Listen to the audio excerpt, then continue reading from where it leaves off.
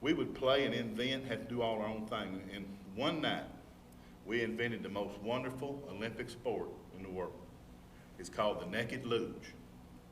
Now, it was an indoor event. Now, we lived in a farmhouse that didn't have running water, had a well in it. The landlord finally dug a deep well, and he hooked all these old rent houses up to this one well. This well was 47,000 foot deep. One day you'd have water, one day you'd have natural gas. You didn't know. Whenever you turned the tub on, you better check, make sure which one was in there. But this well water was cold, and oh, it was wonderful. We had all we wanted. We bathed, still bathed two at a time, because Mama didn't want us wasting water. Me and Joey's in there bathing. We were bathing, and we got our ivory soap floating around, because when you bathe two at a time, you got to use that ivory soap, because that water will get dingy, and you can't see a bar of Lifebuoy laying at the bottom of the tub, but that ivory floats around. You just reach and get it. Well, I got out of the tub to get something, and I slipped down on the floor. Now, the floor in this old farmhouse, the bathroom was put in an old master bedroom. It's a big, huge room. Linoleum on the floor. Commode over here, tub over here, sink over here. I slipped and fell on that linoleum floor with all that deep well water and that ivory soap on me, and I slid across that linoleum floor like a hockey puck. I said, well, looky here. We done invented us something. I said, give me some more water, Joe, and he splashed some out there. I put my feet up against that bathtub, and I'd shoot myself out across that big linoleum floor. I'd go up in the corner and then come back. Joe would get out and soap up. We'd do a figure eight like in stock cars do. You know, we'd meet back at the tub without even hitting each other.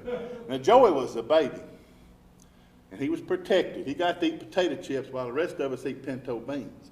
And he was skinny. He was poor. He looked sick.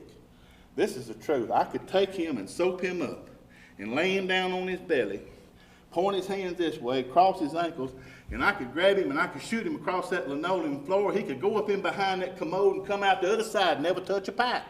Now, we naked luging, man. We having ourselves a big time. Joey said, I bet you can't make it all the way to the hallway out there. I said, I bet you I can.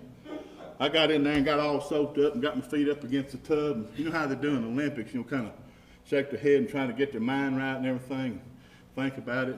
And Joey's holding his hands, he's pulling for me. And I shoot myself out across that floor. I go all the way across the bathroom. I hit the door, bust it open, and out on that hardwood floor, I slide. It stopped me real quick. Thank goodness all the nails was drove down good, because it'd have been a disaster if it wouldn't. I was looking at Joey, and he's looking at me, and I looked down to see how far I went, and I seen both of my daddy's feet on either side of my human carcass sitting there on that hot, soapy water running down on that hardwood floor.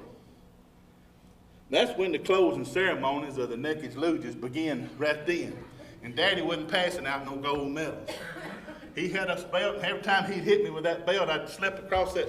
I was doing synchronized splitting and trying to get back to the tub. I looked over at Joe. I said, he's too little and poor to get a whooping like this. He's over in the tub with a wash rag going. He was choking me, Daddy. I swear he was choking me. We didn't think we were doing anything wrong, because we wasn't running or fighting or jumping on the bed. We could just imagine how clean that floor was going to be when we got through. That's how boys think, you know, when you're at that age.